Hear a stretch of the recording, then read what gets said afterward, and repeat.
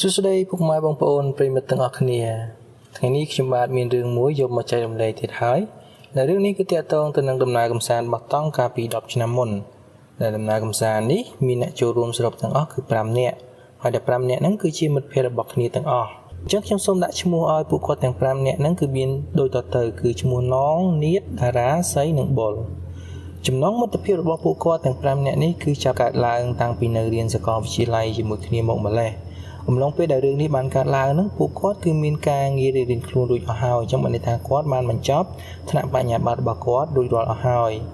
តែដោយសារតែមានការទំនាក់ទំនងល្អពួកគាត់ក៏នៅតែបន្តរក្សាទំនាក់ទំនងរបស់ពួកគាត់បន្តទៀត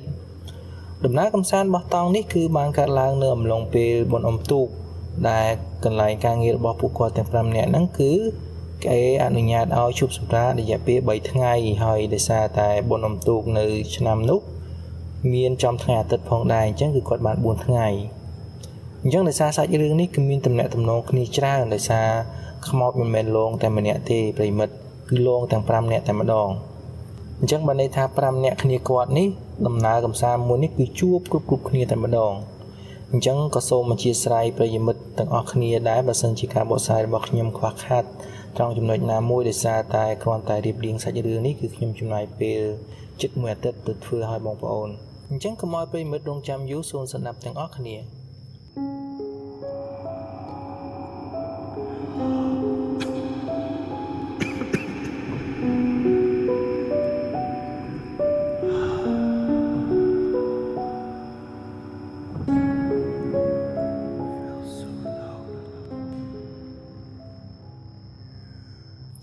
ក្រោយពីណាត់ថ្ងៃចេញដំណើរហើយពួកគាត់ទាំង5នាក់នេះបានបែងចែកការងារគ្នាក្នុងការទិញអីវ៉ាន់និងរៀបចំសម្ភារៈសម្រាប់ដំណើរកម្សាន្តរបស់តង់មួយនេះកាលនោះសីគាត់មានឡានផ្ទាល់ខ្លួនដូចនេះគាត់បានយកឡានរបស់គាត់នោះមកធ្វើជាមធ្យោបាយធ្វើដំណើរសម្រាប់ក្រុមរបស់គាត់ពេលហ្នឹងហើយគោលដៅដែលគាត់ចង់ទៅបោះតង់នេះគឺជាភ្នំមួយដែលស្ថិតនៅក្នុងខេត្តកំពង់ធំហើយសូមអធិស្ឋានប្រិយមិត្តផងដោយសារខ្ញុំមិនអាចចែករំលែកឈ្មោះទីកន្លែងបានទេវាអាចប៉ះពាល់ដល់អ្នកដែលគាត់កំពុងរស់នៅនិងប្រកបអាជីវកម្មនៅទីនោះហើយដើម្បីធ្វើដំណើរទៅដល់ភ្នំនោះពួកគាត់ទៅធ្វើដំណើរមកទីរួមខេត្តកំពង់ធំសិនពួកគាត់បានចំណាយពេលប្រហែលជា3ម៉ោងកន្លះបានអាចមកដល់ទីរួមខេត្តកំពង់ធំបានពួកគាត់បានមកដល់ជិតម៉ោងប្រហែលជា11ថ្ងៃត្រង់ហើយក៏នាំគ្នាញ៉ាំបាយរួចក៏បន្តដំណើរចេញពីទីរួមខេត្តទៅភ្នំគោដៅរបស់ពួកគាត់ទៀតពួកគាត់បានចំណាយពេលអស់ប្រហែលជា4ម៉ោងកន្លះទៀតទើបអាចទៅដល់ជើងភ្នំដែលគាត់ចង់ទៅបោះតង់នោះអញ្ចឹងប្រិយមិត្តខ្លះអាចមានចម្ងល់ថាមិនក៏ចំណាយពេលជិតដល់5ម៉ោងឯណោះចេញពីទីរួមខេត្តសោះអញ្ចឹងដោយសាររឿងនេះគឺកើតឡើងកាលពី10ឆ្នាំមុនមកម្លេះប្រិយមិត្តអញ្ចឹងផ្លូវគឺមិនទាន់រីកចម្រើនដូចសពថ្ងៃទេហើយភ្នំដែលពួកគាត់មានបំណងចង់ទៅបោះតង់នេះក៏ស្ថិតនៅឆ្ងាយដែរប៉ុន្តែបើសិនជាប្រិយមិត្តទៅលេងក្នុងពេលបច្ចុប្បន្ននេះគឺចំណាយពេលយ៉ាងច្រើនត្រឹមតែ3ម៉ោងទេពីទីរួមខេត្តទៅអញ្ចឹងប្រិយមិត្តទាំងអស់គ្នាកាលពី10ឆ្នាំមុននេះរឿងបោះតង់គឺមិនសូវមានប្រជាប្រិយភាពប្រមាណទេមិនដូចយើងសពថ្ងៃនេះទេដែលសម្បូរអ្នកចូលចិត្តបោះតង់នៅតំបន់ព្រៃភ្នំឬតំបន់ធម្មជាតិដើម្បីលំហែអារម្មណ៍កាលហ្នឹងមានតែក្រុមចែនងនេះទេដែលគាត់ធ្វើដំណើរទៅបោះតង់នៅភ្នំមួយនោះហើយនៅតាមផ្លូវទៅជើងភ្នំនេះក្រុមចែនងគឺគាត់ឃើញមានផ្ទះប្រជាជនមួយតាមផ្លូវប៉ុណ្ណោះពលគឺមិនសូវមានប្រជាជនរស់នៅតំបន់ជើងភ្នំប្រមាណទេទៅជិតដល់ជើងភ្នំបន្តិចទើបឃើញមាន 4-10 ផ្ទះនៅជុំគ្នាចឹងទៅហើយនៅជើងភ្នំនេះមានកន្លែងកញ្ចុះទទួលភ្ញៀវទេសចរមួយកន្លែងភ្នំដែលពួកគាត់ទៅបោះតង់នេះមិនមានផ្លូវអាចឲ្យម៉ូតូឬក៏ឡានឡើងបានទេបើមិនបើចង់ឡើងទៅត្រូវធ្វើដំណើរថ្មើរជើងនៅជើងភ្នំនេះមានកាំជណ្ដើរឡើងទៅត្រឹមចង្កេះភ្នំហើយនៅចង្កេះភ្នំនេះមានវត្តមួយដែលមានព្រះសង្ឃគង់ចាំនៅទីនោះ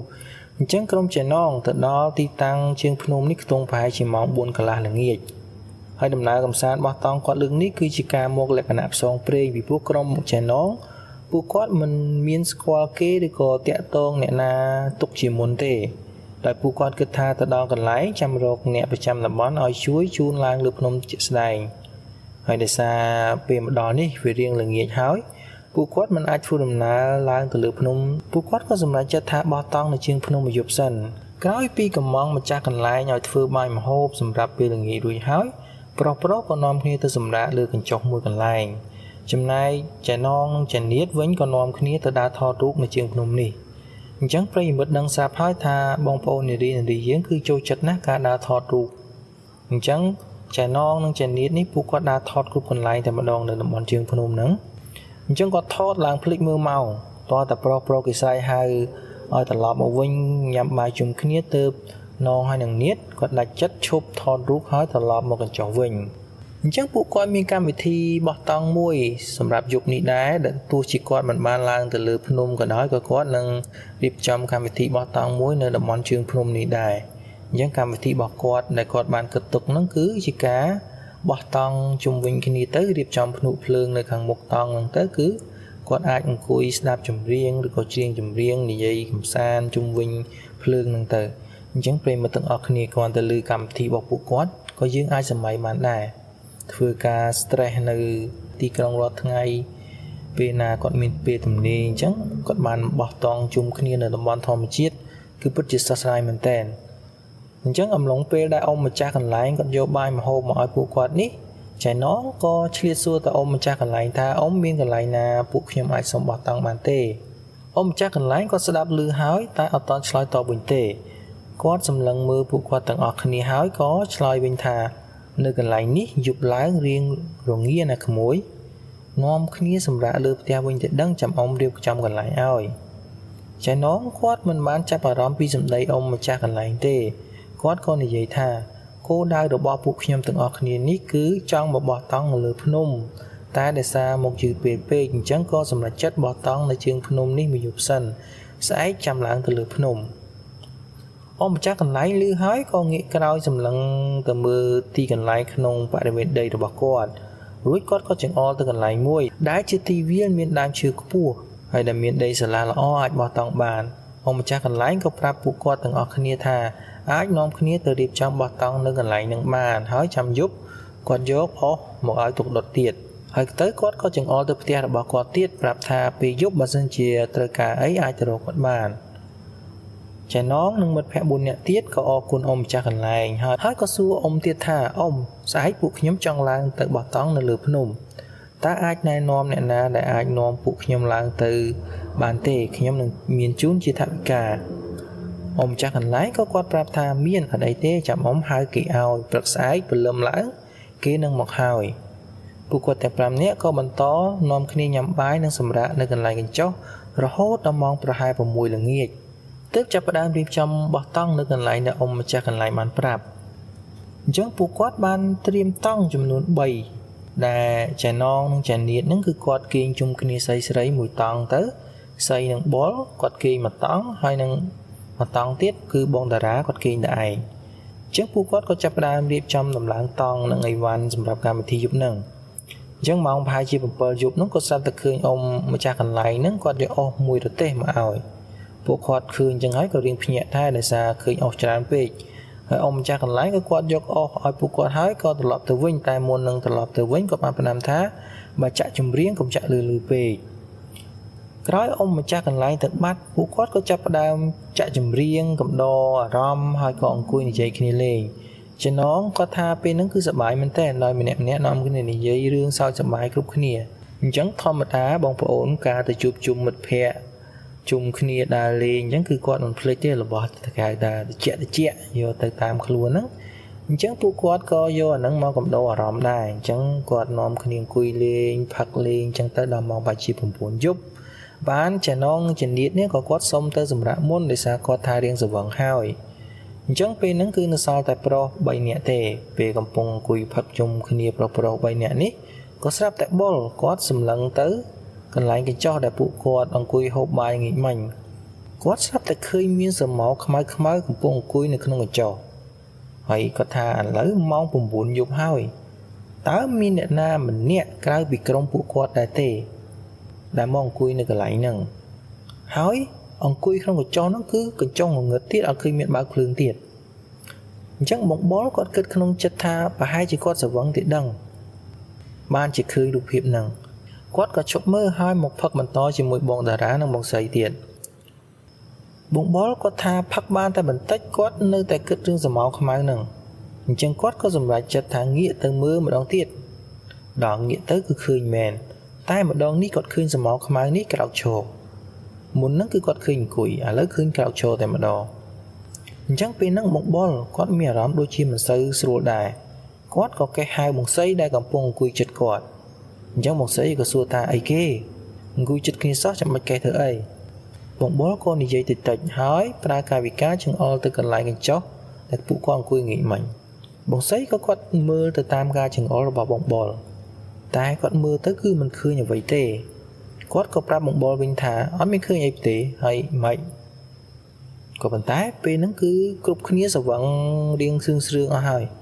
បងបុលគាត់ក៏ប្រាប់បងសីថាមិញគ្នាឃើញមានសមោខ្មៅដូចមនុស្សម្នាក់អង្គុយនឹងឈរនៅក្នុងកញ្ចុះហ្នឹងបងសីឮហើយគាត់ក៏សើចហើយគាត់និយាយថាឥឡូវចេះបញ្ញាអារម្មណ៍ទៀតបងបុលឮចឹងហើយគាត់ក៏មិនដឹងនិយាយថាម៉េចដែរបើមិញគាត់ឃើញមែនតែគាត់ក៏មិនបន្តនិយាយទៀតដែរហើយបើនិយាយពីបងតារាវិញគឺគ្មានដឹងអីទាំងអស់ដោយសារគាត់ផឹកអស់ច្រើនជាងគេហើយបងតារាហ្នឹងគឺគាត់បានត្រឹមអង្គុយញញឹមមុខឡើងក្រហមដោយសារឃើញសភាពបងតារាស្វឹងធ្លាក់ភ្នែកហើយបងបុលក៏បបួល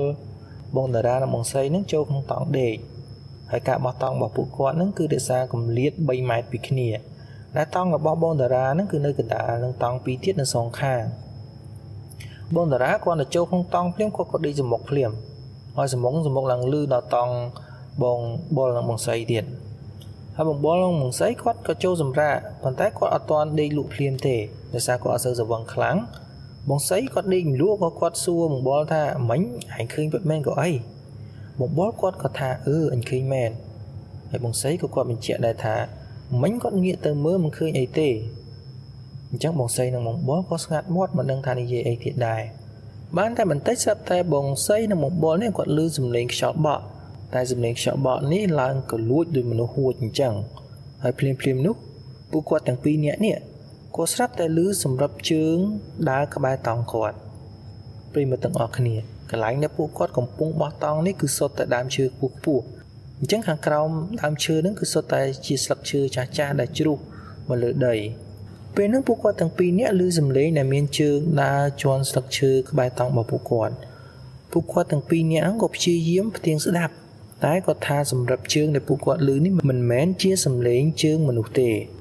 តែគាត់ក៏មិនដឹងថាជាអ្វីដែរព្រោះក្រៅពីសំឡេងសម្រាប់ជើងនេះខ្យល់ក៏បន្តបក់ដែរអញ្ចឹងវារំខានការស្ដាប់របស់ពួកគាត់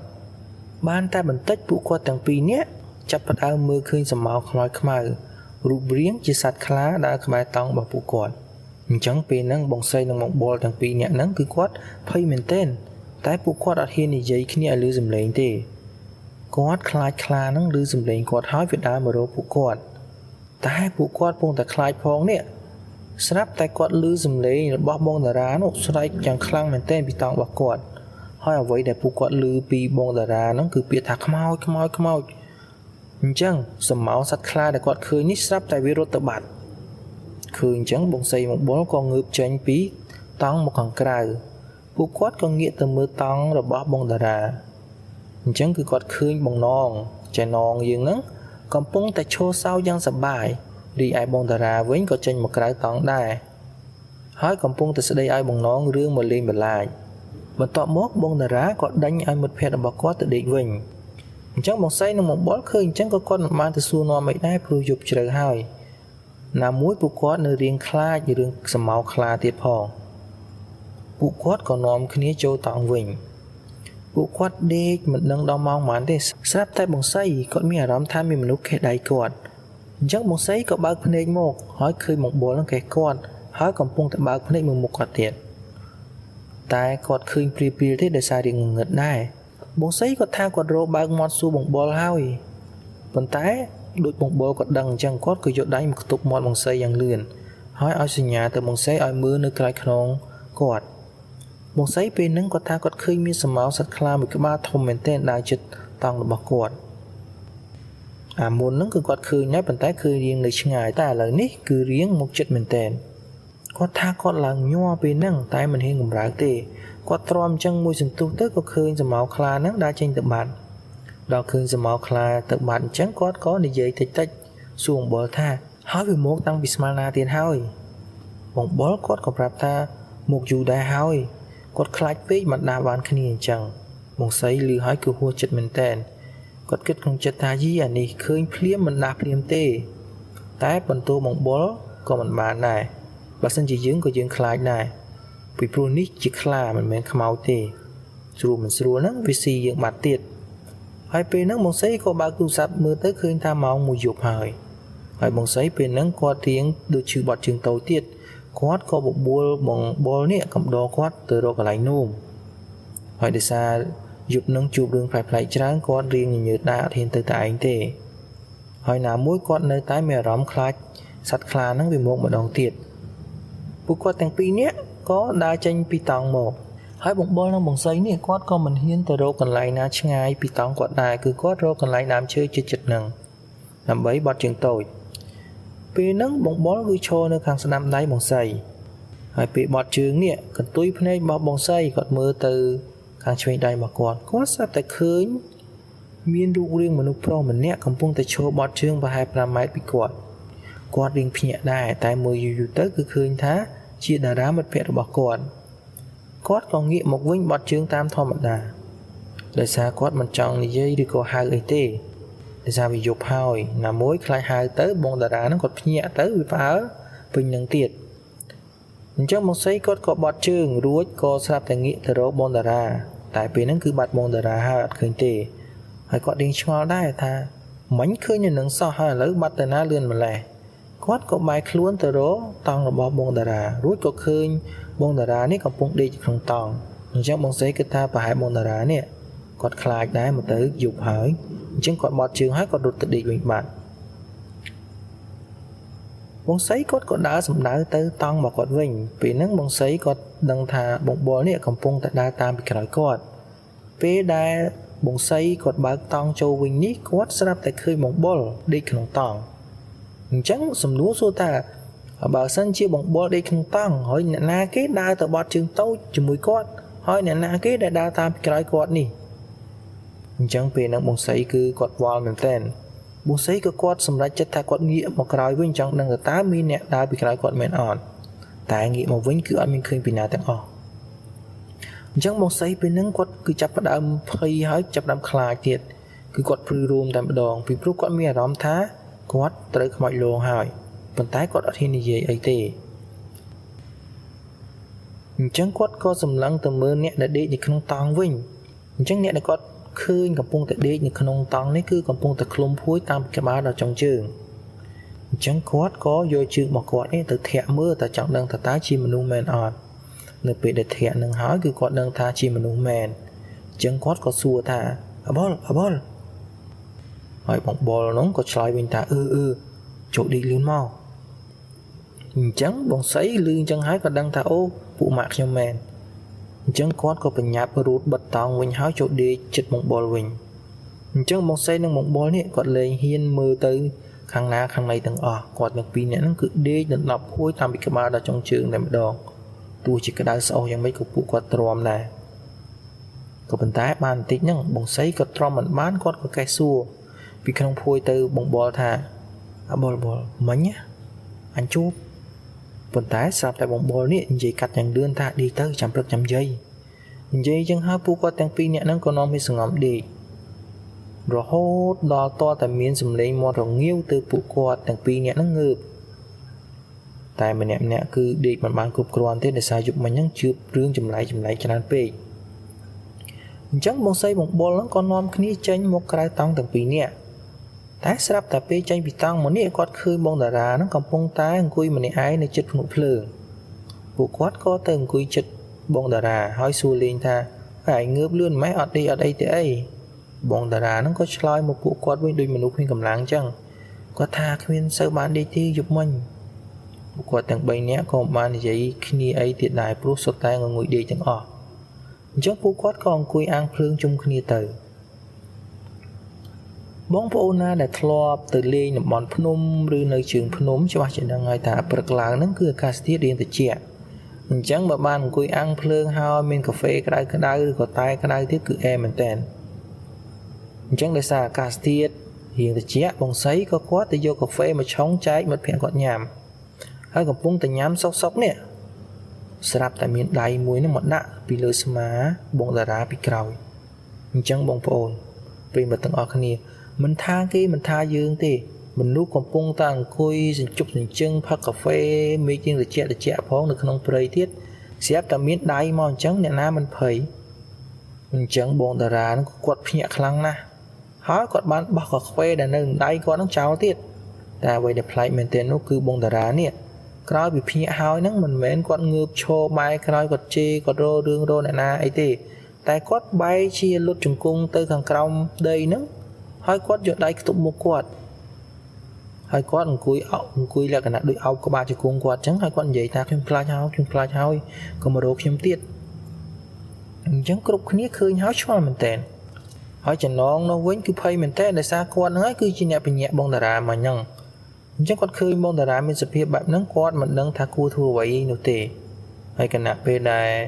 ពួកគាត់កំពុងតែមើលបងតារាមានសភាពមិនស្រួលហ្នឹងក៏ស្រាប់តែអ៊ំម្ចាស់កន្លែងគាត់បានដើរមកហើយគាត់សួរថាកើតអីមែនអូនបងស្រីក៏រៀបរាប់ប្រាប់តាមហេតុការណ៍ដែលបានកើតឡើងមិញនេះឲ្យអ៊ំម្ចាស់កន្លែងបានស្ដាប់អ៊ំម្ចាស់កន្លែងគាត់ឮហើយក៏គាត់ទៅយកទឹកសុទ្ធមួយដបគាត់ដូចចេះអីមួយចឹងគាត់ក៏ចាប់ផ្ដើមសូត្របាលីរបស់គាត់ហើយផ្លុំទៅលើដបទឹកសុទ្ធនៅនឹងដៃគាត់ហ្នឹងរួចគាត់ក៏យកទឹកសុទ្ធហ្នឹងមកប្រោះចាក់លើក្បាលរបស់បងតារាបន្ទាប់មកគាត់ក៏នាំបងតារានេះទៅសម្រាកលើផ្ទះគាត់ចំណែកឯមិត្តភ័ក្តិរបស់បងតារា4នាក់ទៀតហ្នឹងគឺមានចេណងចនៀតបងសីបងបលហ្នឹងគឺបានត្រឹមតែអង្គុយជុំគ្នានៅកន្លែងភ្នក់ភ្លើងនឹងឯងពេលហ្នឹងពួកគាត់លែងមានអារម្មណ៍សប្បាយទៀតហើយមួយសន្ទុះធំក៏ឃើញអ៊ំម្ចាស់កន្លែងគាត់ដើរមកវិញគាត់ប្រាប់ថាបងតារាមិនអីទេហើយរៀបចំខ្លួនទៅនឹងញ៉ាំអាហារពេលព្រឹកអញ្ចឹងចេណងចនៀតបងសីបងបលក៏រៀបចំខ្លួនទៅអង្គុយជុំគ្នានៅកញ្ចុះមួយអញ្ចឹងកញ្ចុះហ្នឹងគឺជាកញ្ចុះដែលម្សិលមិញគាត់អង្គុយនឹងឯងពួកគាត់ក៏នៅអង្គុយលេងជុំគ្នារហូតដល់ម៉ោងប្រហែល7ព្រឹកទើបអ៊ំម្ចាស់កន្លែងហ្នឹងក៏គាត់យកអាហារពេលព្រឹកមកឲ្យពួកគាត់ញ៉ាំពេលដែលពួកគាត់ញ៉ាំហើយហ្នឹងក៏ស្រាប់តែឃើញអ៊ំម្ចាស់កន្លែងនេះគាត់នាំអ៊ំចំណាស់ម្នាក់ទៀតអាយុប្រហែលជាខ្ទង់50ឆ្នាំហ្នឹងមកជាមួយអញ្ចឹងខ្ញុំសូមដាក់ឈ្មោះឲ្យអ៊ំថ្មីម្នាក់នេះថាឈ្មោះអ៊ំឈុនអញ្ចឹងអ៊ំឈុនមកដល់ក៏សួរពួកគាត់ថាក្រុមក្មេងឯងមែនចង់ឡើងបោះតង់លើភ្នំបងស្រីគាត់ក៏ឆ្លើយថាបាទអ៊ំតែឥឡូវនេះមានគ្នាខ្ញុំម្នាក់គាត់មានបញ្ហាអញ្ចឹងពួកខ្ញុំមិនដឹងគិតមិនទេអ៊ំឈុនក៏មើលមុខអ៊ំម្ចាស់កន្លែងហើយសួរថាមានរឿងអីអ៊ំម្ចាស់កន្លែងក៏ប្រាប់រឿងរ៉ាវដែលគាត់បានឃើញយ៉ាងដឹងកាលពីព្រឹកមិញអ៊ំឈុនឮហើយក៏គាត់សួរពួកគាត់ថាម្សិលមិញពេលមកដល់នេះមាននាំគ្នាទៅអុជធូបនៅជើងភ្នំទេហើយគាត់ក៏ចង្អុលទៅកន្លែងមួយដែលមានរូបចម្លាក់មានស៊ីម៉ង់ផងមានថ្មផងហើយមានកំប៉ុងជើងធូបមាននឹងផ្លែឈើដែលគេបានដាក់សែនទៀតផងពួកគាត់ទាំងអស់គ្នាក៏កវីក្បាលដល់អ៊ំឈុនអញ្ចឹងពេលហ្នឹងអ៊ំឈុនគាត់ដូចយល់គាត់ក៏ប្រាប់ឲ្យគ្រប់គ្នានេះរួមទាំងបងតារាដែលនៅលើផ្ទះហ្នឹងនាំគ្នាទៅអុជធូបសុំក្តីសុខនិងសុំទោសបើសិនជាពួកគាត់មានធ្វើអីខុសឆ្គងកុំឲ្យម្ចាស់ទឹកម្ចាស់ដីគេប្រកាន់អញ្ចឹងចៃណងចនៀតបងតារាបងសីបងបុលក៏មកអុជធូបតាមការណែនាំរបស់ពូឈុនបន្ទាប់មកពូឈុនប្រាប់ថាថ្ងៃហ្នឹងឡើងទៅលេងត្រឹមវត្តនៅចង្កេះភ្នំបានហើយស្អែកចាំអ៊ំនាំឡើងទៅដល់កំពូលភ្នំនិយាយហើយអ៊ំឈុនក៏ដើរត្រឡប់ទៅផ្ទះគាត់វិញអញ្ចឹងចៃណងចនៀតបងសីនិងបងបុលនេះក៏នាំគ្នាឡើងតាមចិន្តាទៅវត្តនៅចង្កេះភ្នំរីឯបងតារាវិញក៏នៅសម្រាកនៅនឹងកញ្ចុះតែម្នាក់ឯងប្រិយមិត្តទាំងអស់គ្នាទេសភាពនៅវត្តហ្នឹងគឺស្រស់ស្រាយហើយស្អាតមែនទែនបើនិយាយពីខ្យល់អាកាសវិញក៏បរិសុទ្ធទៀតបើសិនជាបងប្អូនណាមានឱកាសទៅលេងហ្នឹងគឺពិតជាមិនខកអំណងទេដោយសារតែ admin ដែលកំពុងបកស្រាយនេះក៏ធ្លាប់បានទៅដែរគឺស្អាតមែនទែនអញ្ចឹងពួកគាត់ក៏ឡើងទៅនាំគ្នាអុជធូបថ្វាយបង្គំព្រះនិងចូលបច្ច័យកសាងតាមការគួរហើយពួកគាត់នេះក៏បានជួបព្រះសង្ឃមួយអង្គដែលមានបច្ចុប្បន្នខ្ទង់ប្រហែលជា50ព្រះវស្សាហ្នឹងពួកគាត់ទាំង4នាក់ក៏នាំគ្នាថ្វាយបង្គំព្រះសង្ឃក៏មានសន្និកាសួរថាពួកញោមមកទីនេះធ្វើអីដែរមកធ្វើការឬក៏មកដើរលេងកម្សាន្តលើកនេះចៃនៀតជាអ្នកឆ្លើយមុនគេកណាព្រះអង្គកណាទាំង4នាក់មកដើរកម្សាន្តហើយចង់ឡើងទៅបោះតង់លើភ្នំតែម្សិលមិញមកមិនទាន់ក៏នាំគ្នាបោះតង់នៅជើងភ្នំមួយយប់ទៅព្រះអង្គឮហើយក៏មើលមុខពួកគាត់ទាំង4នាក់ហើយក៏មានសន្និកាតបវិញថាបើឡើងទៅលើភ្នំចូលប្រយ័ត្នប្រយែងព្រោះនៅទីនោះមានសត្វព្រៃអាស្រ័យនៅឡើយទេពេលខ្លះខ្លាចុះមកដល់វត្តក៏មានដែរតែមកស្លូតទេ កុំឲ្យតែយើងទៅព្យាយាមយាយីជីវិតគេមិនធ្វើអីយើងទេឬហើយទាំងអស់គ្នាគឺរៀងព្រឺរោមដែរព្រោះពួកគាត់ក៏សម័យមិនចាញ់ដែរថាបើកំពុងតែនៅវត្តសុកស្រាប់តែមានសត្វខ្លាដើរចុះមកពេជ្រនោះមង្បុលក៏គាត់សួរលោកតាព្រាមថា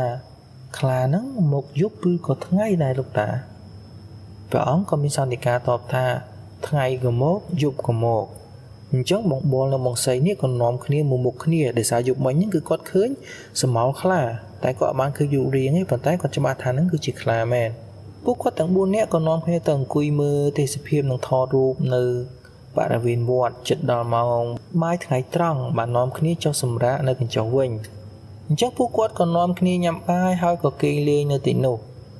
ពេលហ្នឹងស្រាប់តែចៃណងគាត់និយាយទៅបងតារាថាឲ្យគ្នាសុំទោសគ្នាគ្មានចេតនាមិនគួរលេងពីញ៉ែឯងព្រឹកមិញទេឮចឹងហើយគ្រប់គ្នាក៏ស្ងាត់ជ្រាបហើយមើលទៅបងតារា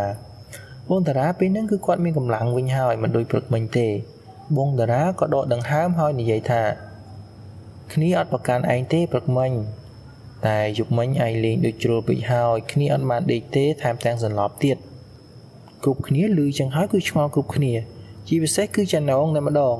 ដោយសារគាត់ចាំថាគាត់មកលេងវិញ្ញាជាមួយបងតារាហ្នឹងតែព្រឹកមិញទេយប់មិញគាត់ដេកខាងតង់រហូតតើចាណងគាត់រកសួរបញ្ជាក់ហើយក៏ស្រាប់តែបងនៀតគាត់សួរព្រាមថាលេងអីគេអញ្ចឹងបងតារាគាត់ក៏រៀបរាប់ប្រាប់រឿងរ៉ាវដែលគាត់បានជួបយប់មិញអញ្ចឹងយប់មិញពេលអង្គុយផឹកប៊ីយ៉ាជុំគ្នាហ្នឹងគាត់ដាក់រៀងអស់ច្រើនហើយគាត់នេះផឹកក៏ស្ដោះទឹកមាត់ទៅលើដីនៅកន្លែងដែលគាត់អង្គុយផឹកហ្នឹងលុះនាំគ្នាចូលគេងក្នុងតង់រៀងខ្លួនអស់ហើយគាត់ក៏ដេកបាត់ទៅតែគាត់មកដឹងខ្លួនវិញដោយសារគាត់មានអារម្មណ៍ថាមានទឹកស្រក់លើមុខគាត់ហើយឮសំឡេងដូចខ្យល់ដង្ហើមទៀតដូចមនុស្សយើងធ្វើហាមាត់ហើយបញ្ចេញខ្យល់មកអញ្ចឹងបងតារាគាត់ចាំថាតង់ដែលគាត់កំពុងតែដេកនេះគឺដេកតែឯងទេអញ្ចឹងតើមានអ្នកណាមកដកដង្ហើមក្នុងតង់គាត់ហ្នឹងហើយទឹកនឹងស្រក់មកពីណាបើទោះជាភ្លៀងក៏មិនអាចមានទឹកស្រក់ចូលក្នុងតង់គាត់បានដែរបងតារាក៏គាត់ដាច់ចិត្តបើកភ្នែកមកមើលប្រិមិត្តទាំងអស់គ្នាគ្រាន់តែបងតារាគាត់បើកភ្នែកមកភ្លាមអ្វីដែលគាត់ឃើញនេះគួរឲ្យខ្លាចមែនទែនដោយគាត់ឃើញមុខមនុស្សស្រីម្នាក់កំពុងតែផ្ទប់ទៅនឹងតង់របស់គាត់ហើយមើលមកគាត់ហើយមុខនឹងគឺកំពុងតែហាមាត់ឡើងធំហើយធ្វើសំឡេងខ្យល់ដកដង្ហើមទៀតហើយអ្វីដែលវាគួរឲ្យខ្លាចមែនទែននោះគឺមាត់របស់គាត់នេះហាមកគឺមានទឹកហៀតាមមាត់របស់គាត់នឹងហើយវាស្រក់ចូលក្នុងតង់របស់គាត់ទៀតគាត់ឆ្ងល់មែនទែនក៏ប៉ុន្តែពេលហ្នឹងបងតារាគាត់អត់បានពិចារណាអីវែងឆ្ងាយទេគឺគាត់ភ័យមែនទែនហើយគាត់ស្រែកមួយទំហឹងទៅអញ្ចឹងពេលហ្នឹងគឺគាត់មិនដឹងថាជាមនុស្សឬក៏ខ្មោចទេតែឃើញអញ្ចឹងទោះជាមនុស្សក៏គាត់ភ័យដែរ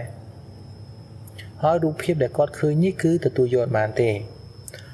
ក្រោយពីស្រែកហ្នឹងបងតារាក៏គាត់ចេញពីតង់មកមើលនៅខាងក្រៅគាត់ថាគាត់ឃើញចៃណងនេះកំពុងតែឈរសោកយ៉ាងសប្បាយអញ្ចឹងគាត់គិតថាវាជាការលេងបន្លាចរបស់មិត្តភក្តិគាត់ហើយពេលហ្នឹងគាត់ខឹងដែរតែមិនដឹងធ្វើម៉េចទេគាត់ដេញឲ្យចៃណងហ្នឹងទៅដេកវិញ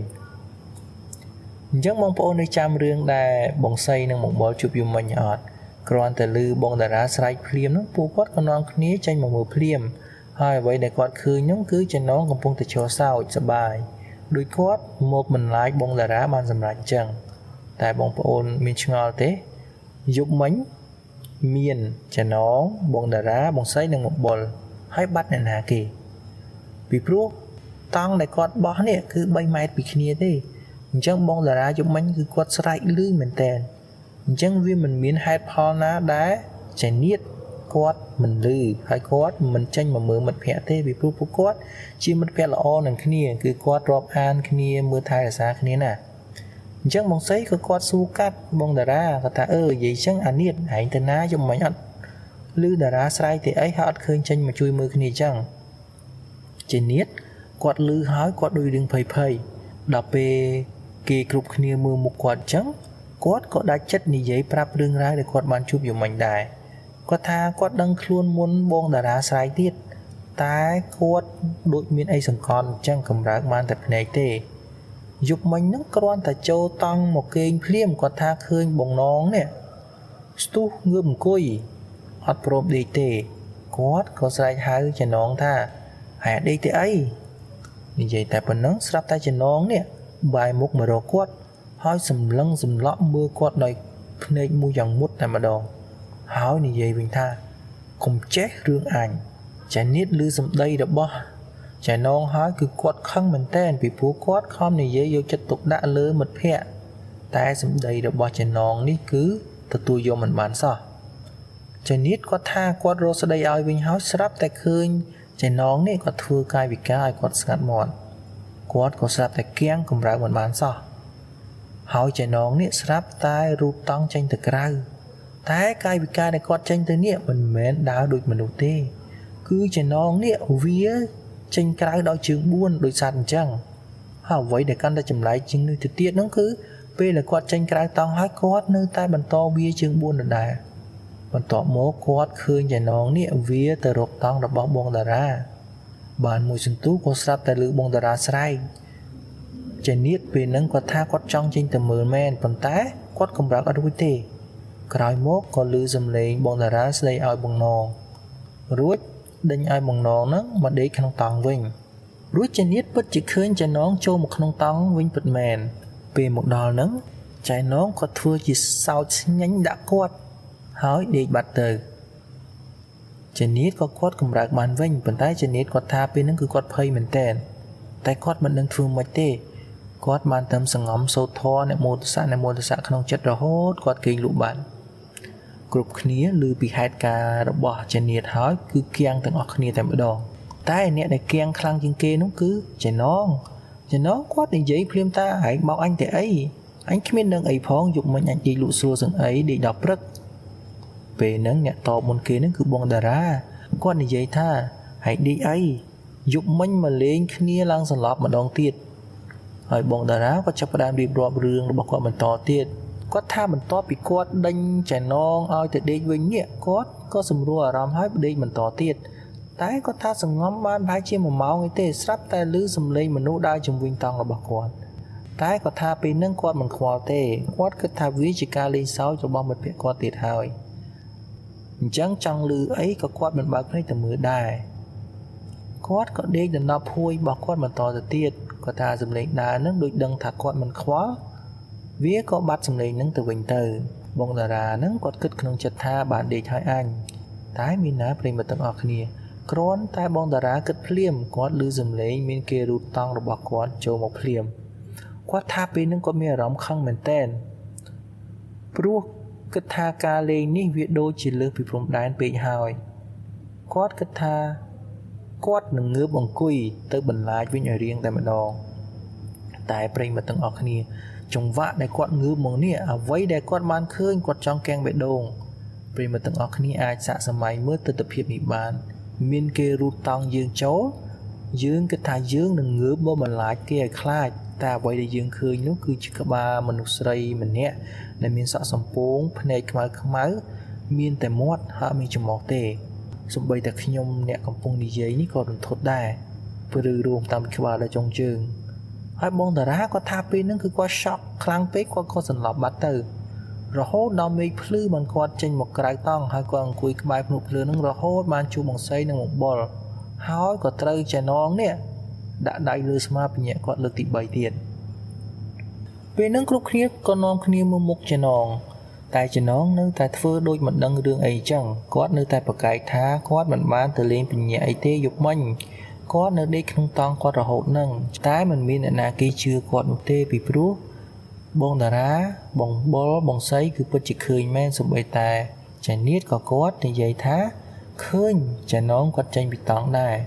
ដល់ពេលអត់មានអ្នកជឿអញ្ចឹងចំណងមិនដឹងធ្វើម៉េចក៏និយាយបង្វែរប្រធានបទវិញដោយសារគេនាំគ្នាសួរគាត់ច្រើនពេកហើយគាត់និយាយមិនក៏គេមិនជឿដែរចំណងហ្នឹងក៏គាត់សួរទៅកាន់បងសីនិងបុលថាឲ្យយប់មិញមានជួបអីដែរអត់បងសីក៏គាត់រៀបរាប់ប្រាប់រឿងរ៉ាវដែលគាត់បានជួបដោយអ្វីដែលខ្ញុំបកស្រាយពីខាងលើមកអញ្ចឹងខ្ញុំសូមមិនបកស្រាយរឿងរបស់បងសីទៀតទេបន្ទាប់មកក៏ដល់វេនបងបុលវិញម្ដងបងបុលក៏រៀបរាប់ថាយប់មិញគាត់ក៏ជួបដែរគាត់ឃើញទាំងខ្លាទៀតផងយប់មិញអំឡុងពេលដែលអង្គុយជុំគ្នានេះគាត់ឃើញមានសមោស្រីម្នាក់ អង្គុយនៅកន្លែងកញ្ចក់ដែលពួកគាត់កំពុងអង្គុយនេះតែពេលដែលគាត់ឲ្យបងសីជួយមើលគាត់ក៏មិនឃើញអ្វីទេបន្ទាប់មកគាត់ក៏ចូលទៅដេកក្នុងតង់គាត់ដេកលក់បានបន្តិចក៏ភ្ញាក់ទៅឮមានសំឡេងប្រោកជុំវិញតង់របស់គាត់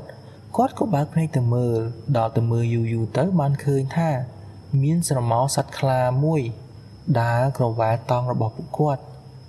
ក៏សង្ងំតាមមើលខ្លានឹងតែខ្លានឹងគ្រាន់តែដើរទៅដើរមកមិនបានធ្វើអ្វីទេគាត់រៀងខ្លាចដែរក៏កេះដាស់បងសីឲ្យងើបបានជាគ្នា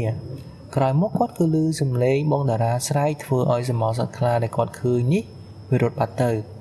ក្រោយពីចេញទៅមើលបងតារារួចហើយគាត់និងបងសីក៏ចូលដេកវិញដេកបានបន្តិចគាត់ក៏ស្រាប់តែឮសំឡេងដូចមុនចឹងគាត់មើលទៅជុំវិញតង់របស់គាត់គឺឃើញសត្វខ្លានោះដើរមកម្ដងទៀតហើយមួយសន្ទុះក្រោយមកគាត់ទៅឃើញស្រមោលសត្វខ្លានោះដើរទៅវិញបាត់ទៀតបានតែបន្តិចហ្នឹងស្រាប់តែបងសីគាត់ថាគាត់ឈឺនោមហើយគាត់ក៏បបួលបងបលហ្នឹងឲ្យចេញទៅរកកន្លែងនោមជាមួយគ្នាបងបលគាត់ថាគាត់ក៏យល់ព្រមតែពេលដែលគាត់រងងើបទៅនេះគាត់ងើបអត់រួចទេគាត់បានត្រឹមមើលបងសីពីក្រោយខ្នងគាត់រកស្រែកហៅរកបងសីហើយប៉ុន្តែស្រាប់តែពេលហ្នឹងគាត់ឃើញមានមុខមនុស្សស្រីម្នាក់នៅលើស្មារបស់បងសីហើយមើលមកគាត់ពេលហ្នឹងគាត់កម្រើកអត់បានទេបានត្រឹមមើលបងសីនេះដើរចេញទៅក្រៅម្នាក់ឯងមួយសន្ទុះក្រោយមកគាត់ក៏កម្រើកបានវិញគាត់ក៏យកភួយមកដណ្ដប់ពីក្បាលចុងជើងដោយសារគាត់ភ័យបានមួយសន្ទុះក៏ស្រាប់តែមានគេមកធាក់គាត់ហើយឮសូរសំឡេងរបស់បងសីនេះហៅគាត់អាបុលរួចគាត់ក៏ឆ្លើយថាចូលដេកមកលឿនមកម្ដងនេះអ្នកដែលភ័យជាងគេហ្នឹងគឺបងសីដោយសារគាត់យល់ហើយថាយប់មិញនេះអ្វីដែលគាត់ជួបនឹងគឺពិតជាខ្មោចមែនអញ្ចឹងគេលងគាត់តាំងពីនៅក្នុងតង់រហូតទៅដល់កន្លែងនោមនឹងសង្ស័យម្នាក់ដែលគាត់ឃើញនៅខាងស្ដាំដៃដែលគាត់គិតថាជាបងតារាហ្នឹងក៏ជាខ្មោចដែរមើលទៅនោះពីព្រោះដូចជាវាគ្មានហេតុនិងផលណាដែលគាត់អាចយកមកបកស្រាយបានទេអញ្ចឹង5នាក់គ្នាគាត់នេះក្រោយពីដឹងរឿងរ៉ាវដែលគ្រប់គ្នាបានជួបប្រទះហើយគឺគាត់មានអារម្មណ៍មិនស្រួលទេពួកគាត់ក៏បបួលគ្នាដើរទៅអុជធូបលើកទី2នៅកន្លែងម្ចាស់ទឹកម្ចាស់ដីដែលនៅជើងភ្នំមុននឹងឯងនិយាយទៅដំណើរកម្សាន្តរបស់ពួកគាត់តែមួយយប់ទេតែពិតជារន្ធត់ណាស់អរគុណប្រិយមិត្តទាំងអស់គ្នាដែលបានចំណាយពេលស្ដាប់តាំងពីដើមរហូតដល់ចប់មុននឹងបញ្ចប់ភាគទី1របស់សាច់រឿងនេះតើបងប្អូនគិតថាមិត្តភ័ក្តិទាំង5នាក់នេះគាត់ហ៊ាននៅបន្តដំណើរកម្សាន្តបោះតង់របស់គាត់ទៀតដែរឬទេអញ្ចឹងប្រិយមិត្តទាំងអស់កុំភ្លេចចូលរួមខមមិនទាំងអស់គ្នានៅខាងក្រោមវីដេអូនេះសូមសំណាងល្អជួបគ្នានៅភាគបញ្ចប់